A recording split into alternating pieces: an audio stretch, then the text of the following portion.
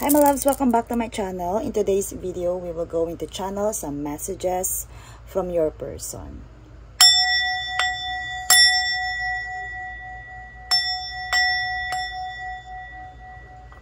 Okay. Isipin mo yung tao na gusto mong makareceive ng message or makarinig ng message mula sa kanila. So, isipin mo munang mabuti sino yung focus ng reading na to. Let's read the energy. Okay, let's read the energy first.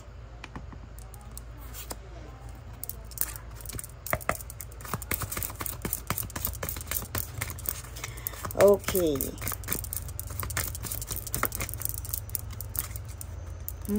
Feelings. Sino ang involved sa mga... Sino ang involved dito?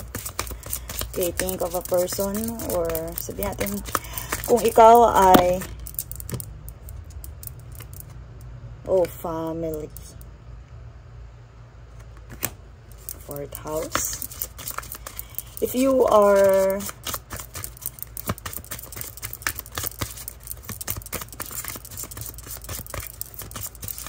you are currently having some deep emotions, para sa ito.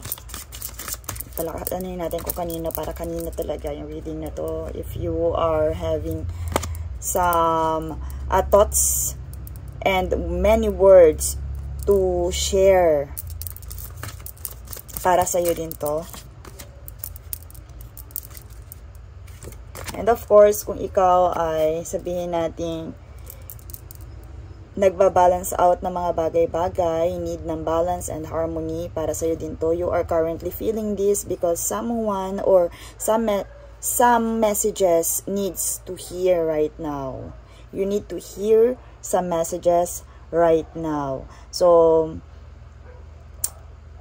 if you are also currently longing for a partnership, for family, friendship, okay, you have many thoughts about that. And you have currently, sabihin natin, suffering from deep emotions. You are experiencing some deep emotions. Okay, so zodiac sign for this.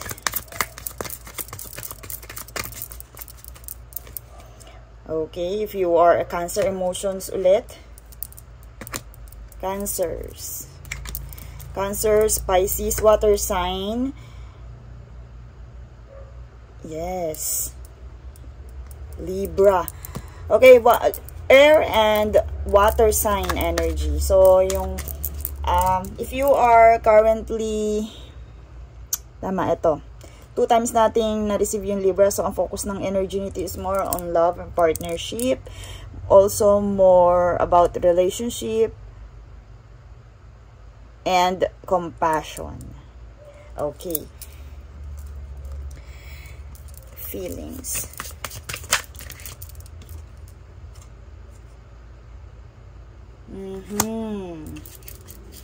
Protection from Archangel. Okay, I feel some of you are prevented, no? Pause, timing. Interlude. Okay. Okay, I do this, by the way, during retrograde season. So, normal yan. Normal yang nararamdaman mo. And sabihin na natin, sige, because this reading is timeless, pero i-incorporate na rin natin yung reading or yung energy nito. Okay? Ito ay recorded during retrograde season. Kaya nagkakaganito yung aking pagsasalita. But, by the way, yun nga, retrograde season to i-shoot or in-record, pero hindi this is timeless, so depende. But ang message nito is something is feeling, sabihin natin, feel some loneliness, deep emotion, loneliness, and inner turmoil. Okay? Yan kasi lalo na ngayong ngayong retrograde na to, sobra maraming nakaka-experience, lalo na yung ating mga healers, empaths out there, talagang normal yan. Yung akala mo parang roller coaster na yung nararamdam mong emotional pain, na hindi mo, para bang nagbalik lahat. So, yun naman talaga ang sabihin natin, festive season ng retrograde. May nagbabalik lahat, inner turmoil, and this is kagaya ng mga sinasabi din ng iba, this season is really, sabihin natin, challenging. Talaga napakarami, talaga nakakaranas niyan. Even yung mga healers natin, kumbaga, ay nagkakaroon ng, sabihin natin, shadow work during this time. But, yun nga, in connection with this is a sign na some of you right now, even at retrograde, are feeling lonely. Feeling, sabihin natin, maraming feeling nasa roller coaster emotion right now. Loneliness, deep emotion, kasi nandito yung water sign natin and nandito ang air sign. And 2 times pa natin 2 times pa natin na-encounter yung ating Libra. So, sobrang ano siya.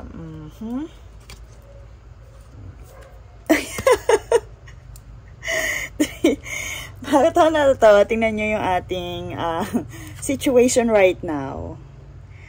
Saan ba yan? Protection, interlude, and tragedy or forbidden love. Diba? Kaya, sorry, hindi kita binubuli or pinagtatawanan sa situation mo right now. Sobrang sakit kasi niyan talaga. And yun nga, kung ito ay sabihin natin, malalagpasan mo din yan. And tatawanan mo na lang yung sarili mo after niyan. So, you found this readings para i-guide, para maka-receive ng messages about this situation. Pero obviously, itong love situation na to, ang message na marireceive natin is for those of you who are, sabihin natin, cutting off something, nagkaroon ng pause, and sabihin natin, not the right time love situation. Okay? Ito dito yung Mercury. But, there's interlude about that communication, your home base or family. Okay, your love situation right now, sabihin natin, obviously, iyan ay nag-pause.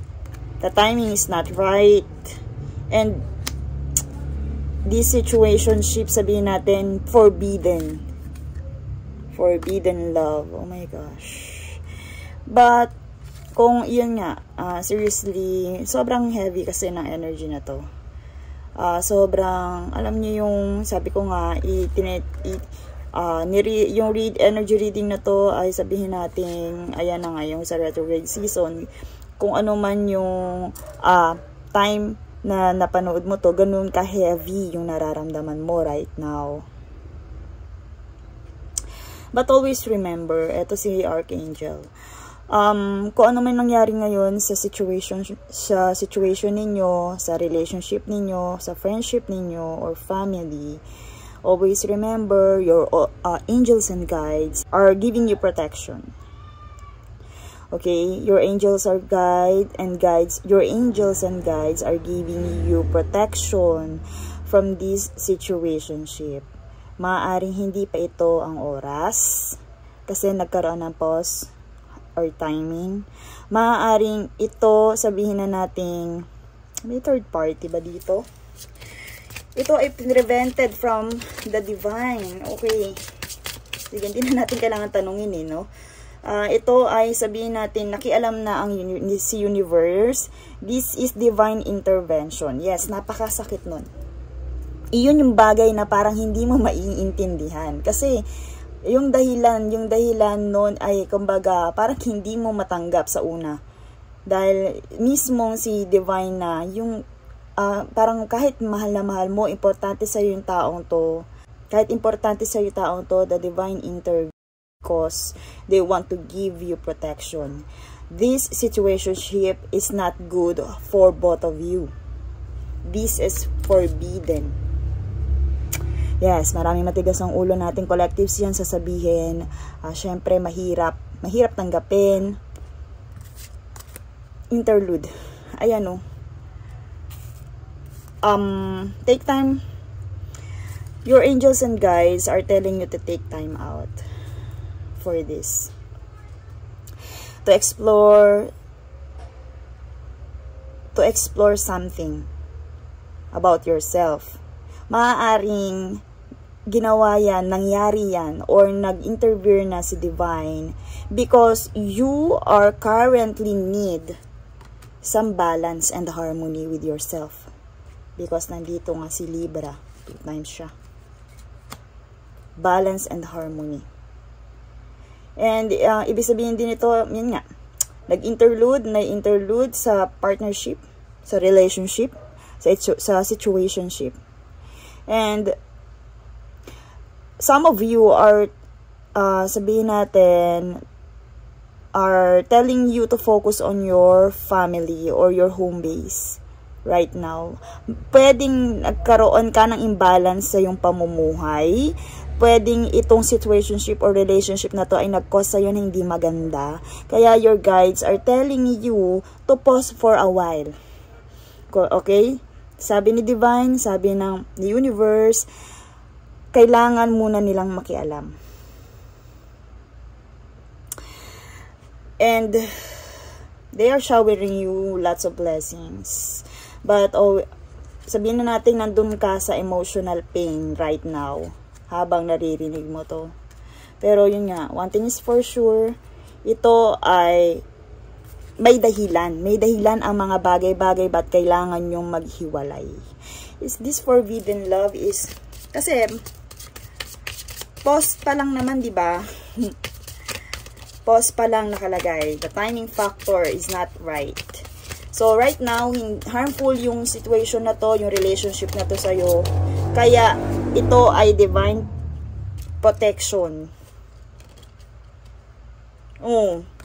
Diba? It causes you lots of drama. It causes you lots of chaos. Yun nga, maaaring okay. Sige, pag ganito kasi, kumbaga pinangangaralan na tayo ng divine, ni God, and ng ating angel. Maaaring meron kang imbalances when it comes to this situationship na nagkakos sa'yo ng chaos na napapabayaan mo na lahat. Kaya kailangan na muna nila tong itigil. Kailangan na muna nila tong harangan. Okay? More on emotion right now. Baka or sabihin na natin, eto, nagkaroon kayo ng problema, naka-encounter kayo ng something, pero hindi mo kinakaya, hindi mo nagawang i-carry out yung sarili mo, masyado kang nagpapadala sa sitwasyon, it causing you chaos, okay? And, ayan, tuluyan na siyang kinat out, inilayo sa'yo. Maaaring ganon, maaaring sa una ay parang hindi mo matanggap, ginagawa mo lahat para lumapit, parang kumbaga hindi siya mawala sa isip mo. Pero the divine are telling you to focus on yourself, pero hindi mo 'yung ginagawa. Maaaring tuluyan kayong pinaglayo. Nagkaroon ng divine intervention because it causes you harm and to prevent you from harm. Okay? So, ito ay, sabihin na natin, minsan talaga pag tayo ay matigas ang ulo, hindi natin pinapakinggan yung mga signs. Talagang, kung ano yung makakabuti sa atin, yun na lagi natin tandaan, kung ano yung makakabuti sa atin, kahit masakit, ilalayo yan sa'yo ni Divine. Okay? Maaaring gano'n, nag-cause yun sa'yo ng heavy turmoil, inner turmoil, kaya tinuluyan na kayo magkalayo. Natuluyan na kayo magkalayo dahil hindi mo kinakaya, hindi mo kayang i-balance ang iyong emotion at nagkokos sa iyo yon ng negative effect. Okay. So, how about your person? ano naman ang side nila during this, sabi nating, situation. Forbidden. Maaari nakakasama kayo sa isa't isa. Meron kayong effect, negative effect sa isa't isa.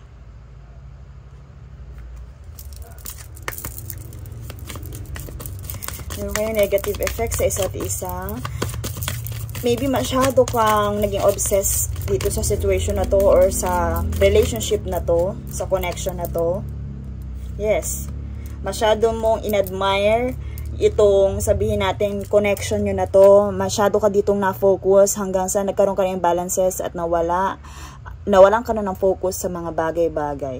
Ang focus mo lang ay nandito sa pag-admire sa iyong partner. Okay. Ano naman ang nararamdaman ng partner mo or ng person na kumbaga involved dito sa situation na to?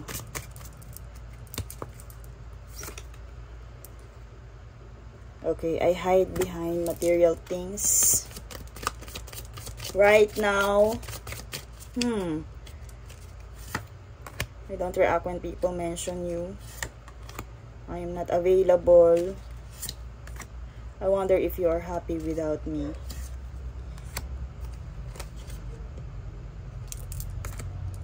Okay. Your angels are telling you na nangyari to, sabihin natin naki-intervene sila because hindi ka priority ng yung partner. Hindi priority ng person mo yung love. Okay, tama ba? Hindi priority ng taong nasa isip mo yung love. Okay? And sabihin na natin love ka niya, pero mas may pinaprioritize siya. Okay? And sabihin natin mas pinapakinggan niya ang kanyang ego kesa doon sa pagmamahal niya sa'yo. You don't deserve that kind of treatment. Kumbaga, your angels and guides are telling you na kailangan pumili ka ng taong ipaprioritize ka. I'm not available kasi nga hindi nga ikaw yung kanyang priority. Or hindi yung love na to or yung situationship na to or yung relationship na to yung kanyang priority. Mas gusto niyang ipakita sa mundo na ang kanyang priority is more on career, more on mundane. At parang iniisip niya, this type of person, kumbaga niya, gusto niya ipakita sa iba na ang love is weakness. Okay? Kumbaga, ayaw niya ipakita yung kanyang weakness.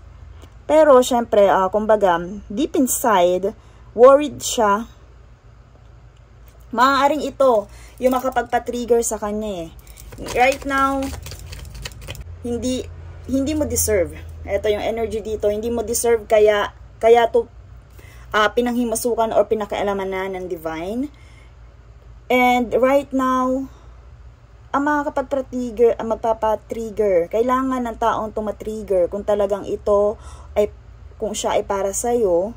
Your angels and guides are telling you, ito yung requirements na kailangan mong makita sa kanya or sa situation na to. That your person is wondering if you are happy without them. Kasi nga, kumbaga, before, dito sa ano na to, sa energy na to, ego-driven sila eh.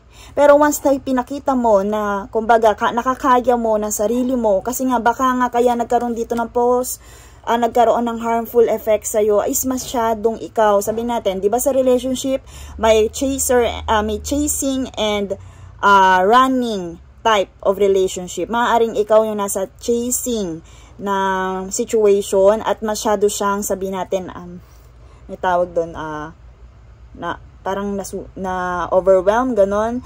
And right now, once na, sabihin natin, once na huminto ka doon, once na itinigil mo tong harmful na to, yung mga bagay na hindi tama para sa'yo, tsaka pa lang siya mapapaisip kung importante ba siya sa'yo. Saka ka pa lang niya, eto na, magpamiss ka, ayan, saka ka pa lang niya mamimiss pag wala na yung presensya mo. Diba? Para siyang cloud. Na, kumbaga, tinitingnan ka niya, pero, pag ikaw, kunyari, nandyan ka, ganun ang situation nyo. Pag ikaw ang nagpapakita sa kanya, magtatago siya sa cloud, pero, pag ikaw naman ang wala, hahanap-hanapin ka niya. Parang sabihin natin, nagiging malinaw ang mga bagay-bagay without your presence. And, yun nga, yung mga bagay na yun, kailangan ng absence para mapaisip sila. And sabihin natin mapaisip sila, ayan, na mga bagay-bagay, at maparealize sa kanila yung mga bagay na dapat ay ginawa nila habang kasama kanila, habang, kumbaga, para kang naano dito take it for granted. Pero yun nga, ego-driven itong person mo. And wag sasama, I hope na hindi, kumbaga ito, wag mong i-misinterpret, ito ay nangyari, because sabihin natin, i-ano natin as blessings to, i-consider natin as blessings, dahil malinaw na ito ay divine intervention. Ayan, di ba? Matitrigger yung taong to pag wala ka na. Pag wala na yung presensya mo, yun yung ibig kong sabihin. Pag hindi ka na niya unabis makita. At saka pa lang siya babalik sa nakaraan. Ayan o, replay. Okay?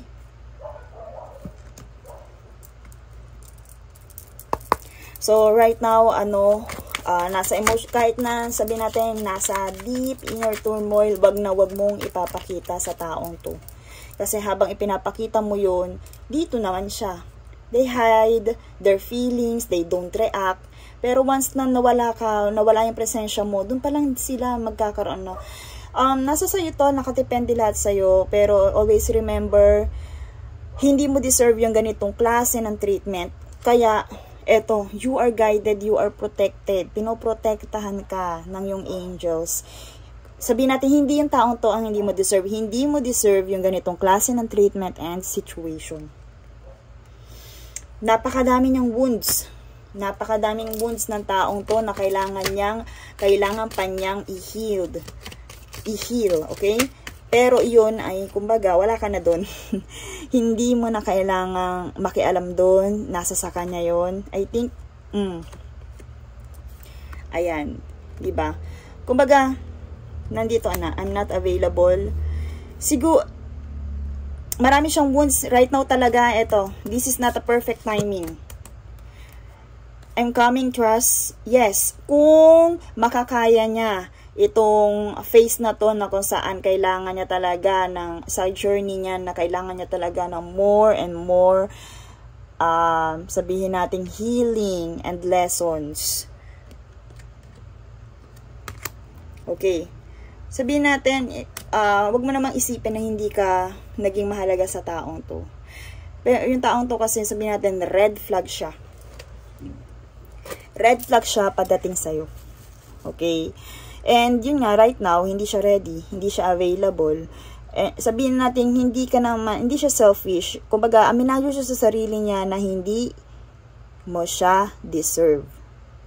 Okay. Pero anong mararamdaman ng taong to? Kung halimbawa, may dumating. Ayun, maybe. Maybe, o temo nga, hindi pa siya sigurado. Hindi pa siya sigurado sa mga bagay-bagay. Pero, yun nga, ang kailangan mo dito, ang kailangan mong gawin dito, absence. Kasi yung absence na yun, yun ang kapakita sa'yo na nire-respeto mo yung sarili mo. Okay? And yun nga, open siya na sa mga possibilities na pwedeng mangyari, hindi niya ikino-close yung door, hindi kanya ikinukulong sa kanya dahil alam niya na hindi mo siya deserve. Alam niya yung red flag sa kanya. I feel the same way. Alam niya, aminado siya, nasasaktan din siya sa mga nangyayari. And sabihin natin, sa na to, during this time, ina-accept niya yung kanyang pagiging red flag. Pero, kailangan niya ng, it's either, itong your person, kung mananatili siya sa ganitong klase ng energy, hindi mo siya deserve, okay? And aminado siya na yung energy na niya na yun ay nagkokos ng red flag. Pero kung i-heal niya yung mga bagay, yung mga wounds, and yung mga traumas na nasa kanyang inner self, may tendency na payagan siya ng divine na makabalik or makapag-connect ulit sa'yo. I left because you told me. Ayan, naiisip talaga ng person mo na hindi alam niya yung red flag sa kanya, na hindi mo siya deserve. Okay, too much. Sabi natin, ito yung mga cold-hearted, chilling, hindi priority ang love. Hindi niya kayang i-show sa buong mundo yung kanyang pagmamahal. Wala siyang, sabi natin, paninindigan. Hindi niya pininindigan yung love niya. Dahil pinapakita niya na siya chill lang. Wala lang sa kanyang love life. Diba? I hope you'll wait for me. I'm coming, trust. Alam niya kasi na red flag may something sa kanya. Alam niya meron siyang kailangan baguhin. Pero right now, alam niya na sa sobrang, alam din niya na, kumbaga, mabuti kang partner, mabuti kang tao, alam niya yun. Kaya, kumbaga, alam din niya na hindi, ang deserve mong mga tao ay hindi kagaya niya. Okay, pero, sabihin na natin, hindi babaero, hindi flirt, or hindi third party yung mga hindi third party. Hindi ko nakikita yung third party sa energy na to. Sabihin na lang natin ego, or sabihin natin, yun nga, maraming problema sa sarili yung iyong person. And kung tatanungin mo kung mahal ka niya, yes. And kung tatanungin mo kung may feeling siya sa'yo, yes. Ikaw lang. Diba? Ikaw lang. Love ka niya, ikaw lang. Sa'yo lang din niya yung naramdaman. Pero hindi niya priority ang love right now. And you know, alam niya na kung mag-ipa-prioritize niya ang love, ikaw ang gusto niyang, ikaw yung gusto niyang makasama. Kung siya ay talagang ready na, kung ipa-prioritize niya ang love. Diba? Full of emotion, okay? Angel number natin dito, 111. So, you have to, your angels and guides, even this person are telling you na you are protected, you are aligned. Aligned to, ito ay makakabuti sa inyong dalawa. And you need some, sabihin natin, rebirth. Okay, your 33, your angels and guides, ancestors, and the divine are telling you you are protected. This situation happens sa inyong dalawa, ay para din sa inyong dalawa. 111. And another, I want to start, diba? Sabi ko sa'yo, kung ipa-prioritize niya ang love, ikaw ang gusto niyang makasama. Okay. Message from our angel.